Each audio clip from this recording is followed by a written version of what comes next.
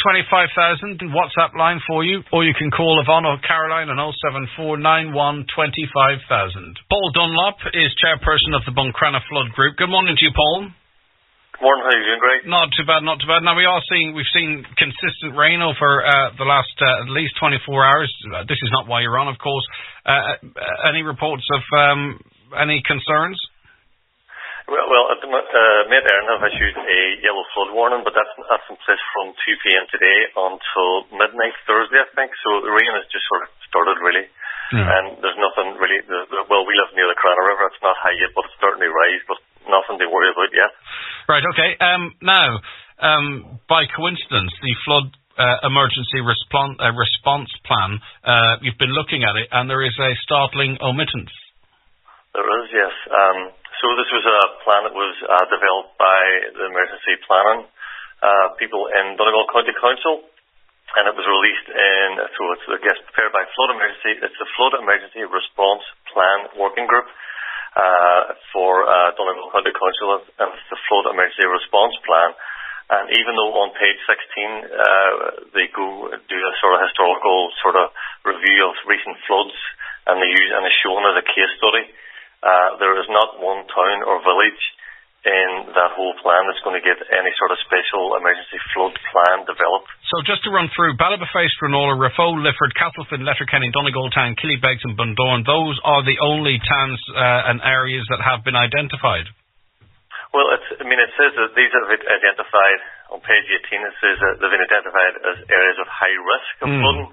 And they've used the Office of Public Works CFRAM program to identify those areas. Now, I've looked at the CFRAM reports as well too, and we also our flood group did a presentation to all of the Inishowen councillors in January at the Municipal District Council, where we used the same CFRAM's data as well as some data that we produced ourselves as well too to show flood risk, and it showed very clearly that Buncrana Town, for example, is at high risk of flooding.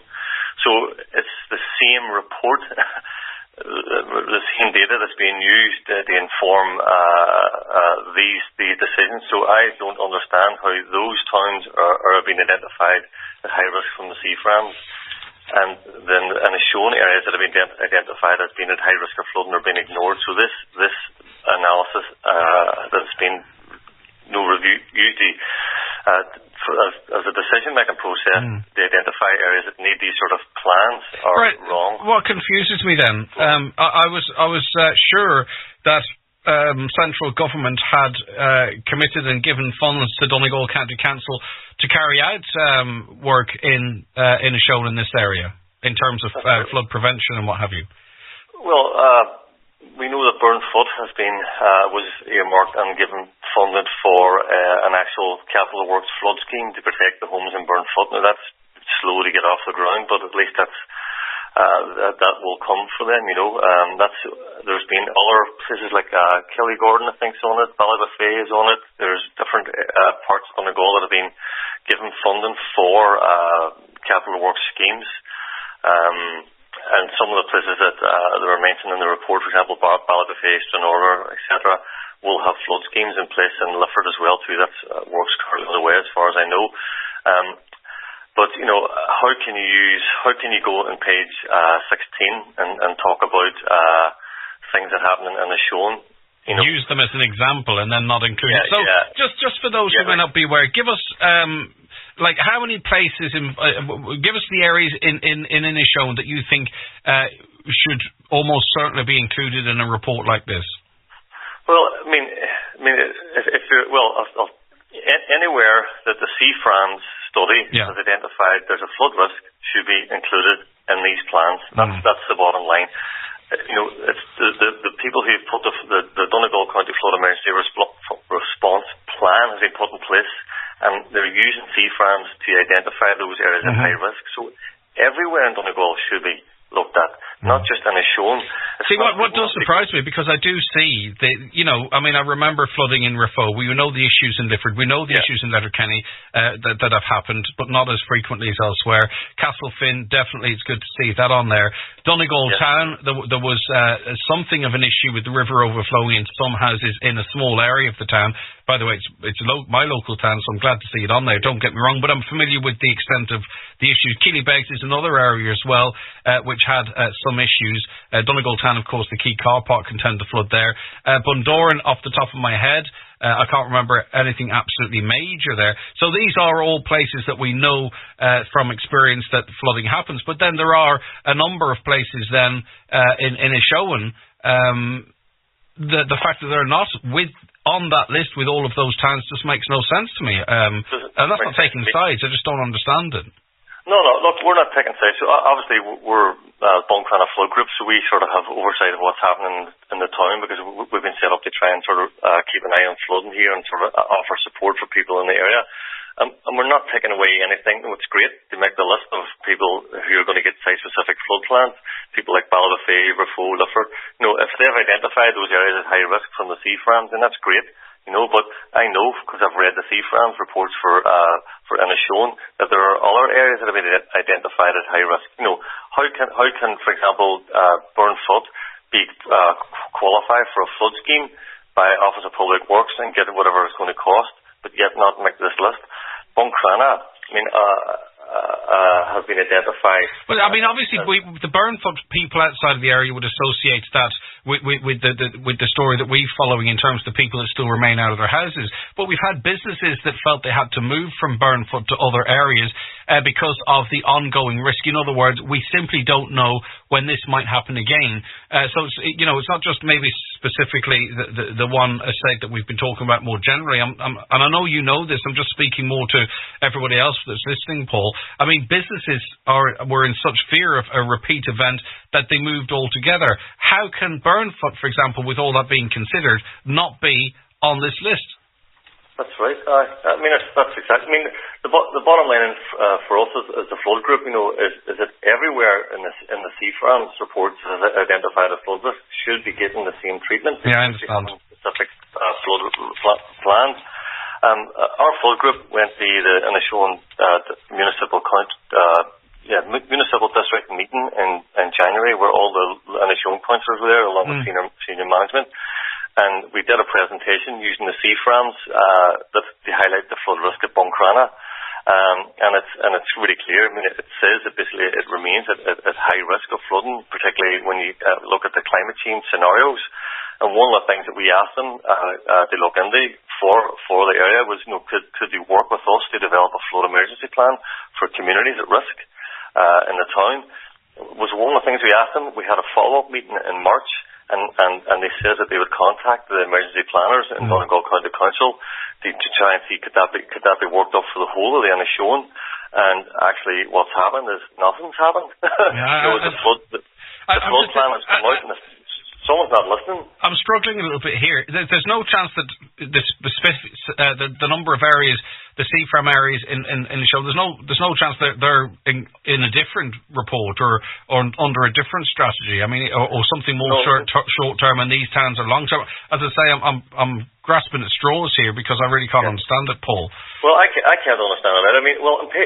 So basically, I don't know all this history, but on page 13, it talks about the area of operation, and it says the functional area of this plan is the administrative area of Donegal County Council, right? So then it talks about the county then. So the flood plan is operational for the whole county, and then it goes on a few pages down, and it talks about the history of recent flooding in Donegal. It uses Gweedore, 23rd of June 2009.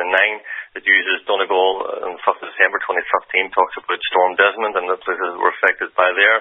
And then it goes on then to talk about the big floods in 22nd August in 2017, and talks specifically about Inishowen. For example, over 620 roads and bridges damaged or destroyed, 5 main regional roads closed, numerous local roads closed, over 200 residential properties flooded in Burnfoot, Carndunna, Buncrana, evacuation of householders, large numbers of livestock lost, initial clean-up cost $1.5 million, 15 million to repair roads, hundreds of businesses, sporting communities, community buildings and facilities. And then damaged. It goes on, not to include... not to include identification of high-risk areas. The development of site-specific flood plans. I just wonder if, that there is an individual piece of work that can be done in the towns that are being mentioned, the likes of Donegal Town, Raphoe, Lifford, Castlefin, Letterkenny, Donegal Town, I mentioned that, Killybegs and Bundoran. Is it site-specific, something that can be done, whereas Inishowen is a broader issue, but still... No, remember, this is not this plan is not about how to fix flooding. This is about what happens during a flood, how to respond. Okay. So that's what this is about. Yeah, so right. I mean, given the fact that Inishowen remains at high risk, and there's lots of areas within Inishowen that have identified by CFRANs, how can they be left off? Okay. I mean, we specifically met with Municipal District Council and presented the risk specifically from Buncrana, because that's where we operate as a flood group, and outlined clearly the risks from CFRANs. And we did say, we need a specific flood plan in the event of a flooding for Buncrana.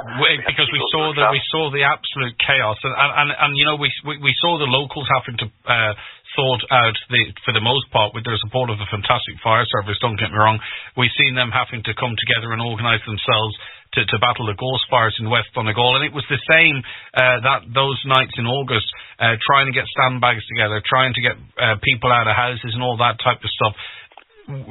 Surely we have to have a plan to deal with that situation again. So we were speaking to people the day after, as you might remember, Paul, nearly washed away as they tried to get to a neighbour. That's what a flood plan is about. It's about who comes in, who's available, and how quickly they can get in the ground in an emergency situation. Exactly, and roads be cut off.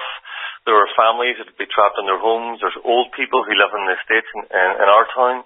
We clearly said we need a plan in place for when a flood happens, because there are in Inishowen there are still no flood schemes, capital works flood schemes have been delivered by Office of Public Works, and we remain at risk of flooding. In fairness, now, nothing has changed. Nothing has changed. The rivers all still have the same debris that will block a bridge, that will back the water up, that will toss the bridge, that will flood the areas around it. There are still places that were allowed to be built on floodplains. It's not the people who built them the fault. They were permitted to do so and presumed there was oversight to protect them in that regard.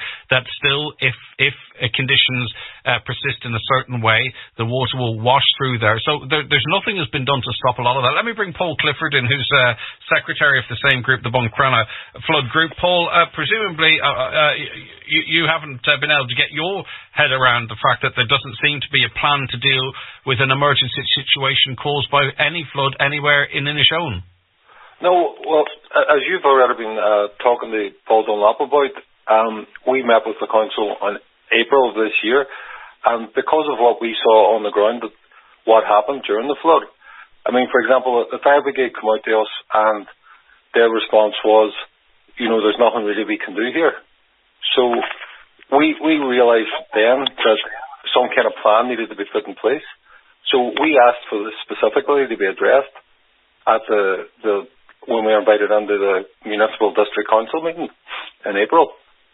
So it's very confusing, that we haven't been included, and we were told that there was no plan in place, although this report was already produced at that time. It's dated the 1st of March, and we met in April with the council.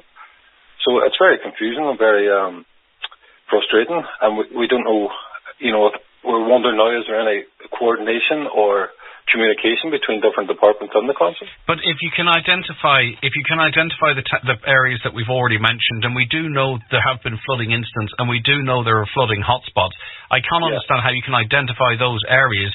You can use Inishowen as an example, but not talk about the area around Elm Park, for example. Sorry for cutting across, but it's almost as if we're outside the district of Donegal. This is to include the whole of Donegal. This is a plan developed by the council for all of Donegal, but it's almost as if we're outside that jurisdiction, for want of a better expression. Well, listen, we can put that to bed anyway, because the Ballybofey and all the municipal districts included, the Letterkenny municipal districts included, and the Donegal municipal district is included. So it's not a district-specific report. So that wouldn't explain away Inishowen's omittance. No, it definitely would not. We'd love to find out answers, because obviously every time it rains, like this weekend, people are feeling very vulnerable. They're very worried. They want something if a plan was in place, at least we would think, well, there's a certain element of safety there in terms of a plan to help us out, and we know what to do. But at the minute, there is no plan, which is something we have asked for at least once before. It was chaos on that night in August a couple of years ago, 2017. It was absolutely the fact that we got through that without a loss of life is, people say miracle. The word can be bandied around. That was a miracle. It was, like, to be honest, I was on holiday in Spain at the time, myself and my family, but from the stories we lived right, our home was flooded and we lived right in the centre, and we've heard from people, neighbours, friends, that have been severely affected by it and are still living in fear and still worried about it. Well, they're looking at rivers, waiting for it to hit a certain spot, and people, sort of the family of older people in areas that flooded the last time, the older people are very nervous, and they're watching the weather forecast, and they're watching the height of the river, and they can't go anywhere for fear that there's no one there to save an older person or someone with a disability who can't get out of their house. I mean, people are genuinely, it's not an exaggeration, there are people genuinely living in fear of the next event. And some of those people that escaped with their lives, they actually said that they were worried afterwards because there were some younger people from 15, 16, 17 years of age who were kind of who wanted to try and risk their lives to save them, and they felt bad about that, and they felt a certain element of guilt because if anything had happened to those 15, 16, 17-year-olds, then they would have felt terrible about that. Okay. Luckily, nothing did happen, but those young people were putting their lives on the line to try and help out at the time. So it's far-reaching contact. We were lucky to a certain extent that there were no fatalities, but it has far-reaching effects, and I don't feel it personally that it's been addressed properly. You can't keep rolling the dice. It's the same, as I said, I used the analogy of the Gorse fires. In the summer, something like that will happen again. We can't have people who aren't trained or don't have the right equipment being expected to be the front line along with the emergency services, and that would be the same, God forbid, in another flooding situation. I mean, for instance, do people know locally now where say sandbags and stuff would be put together or collected, or how they'd be get from one place to another, just like really basic stuff? Is that information out there? No, there was a high level of rainwater a few months ago, and that's not put together at all. There was a high level of rainwater a few months ago, and there were many areas, like you say, children of elderly people who were very worried, felt that they didn't have enough sandbags, and they were told just point blankly that there was none available. I mean, that's not acceptable. I'm not saying it's the council's responsibility, but at least we know where we stand. Yeah. I think most people might know that you can't fill sandbags and store them. They disintegrate and degenerate. So you have to have a plan that these can be got together and provided for in hours as an emergency starts to become apparent. I mean, that's fair. That's just one very basic example. That isn't certainly important, but at the top of our list was the more, what we would say, more fundamental, more basic structure that's not available for getting people out of their homes. Yeah, true. If a home's damaged, that's bad and it's terrible and it affects people's lives, but it could be much worse if people are trapped in their homes. How do you effectively cross a river running down a road to get to someone and get them out of the house? And the point about the Buncrana, and I can't speak for other rivers, but the point about Buncrana in particular, it's subject to a flash flood scenario, which means it's extremely dangerous. It comes very fast and it goes away very fast. The water doesn't hang about, but when it does come, it is extremely dangerous. Right. Okay. Well, listen, I know the reason that you've taken our calls is because you're pursuing this yourselves. Both Paul Dunlop and Paul Clifford with the Buncrana Flood Group. We're also following it up. It's just one of those scenarios that there has to be an explanation for that makes sense, because it's simply, Paul Dunlop, it simply can't be a case that Buncrana there was not seen as requiring an emergency plan in the event of a flood. I mean, that's really astounding, given the fact that we presented the CFRANs for Buncrana to the municipal district council and all the local councillors at that meeting, and we asked for this specific thing, but yet Donegal County Council come out with this, and they say Donegal County Council has identified the following locations for development of specific flood plans, site-specific flood plans. That's not acceptable, given the risk that's in this town and the rest of the towns in Inishowen. All right, gentlemen, thank you both very much. That's Paul Dunlop and Paul Clifford, both of the Buncrana flood group. So those areas that have been highlighted in this report to have an emergency plan in place in the event of a flood, presumably to get people out to protect homes, whatever it might be, the areas are, and it's great that these have been identified, Ballybofey, Stranola, Raffoul, Lifford, Castlefin, Letterkenny, Donegal, Tankley, Beggs and Bundoran, but remarkably, the areas of Buncrana and others in Inishowen, they're not included in this. So CFRAMS, which is the document drawn up to really, I suppose, identify risk areas, it's clearly shown Buncrana and other parts of the peninsula are at a high risk of flooding. It doesn't make any sense. We're checking up on this as well to see if we can get any explanation. Maybe there is a simple explanation, maybe not. But as I say, it's a story that we're not going to, that we are also going to follow up on. A caller says, drivers, please put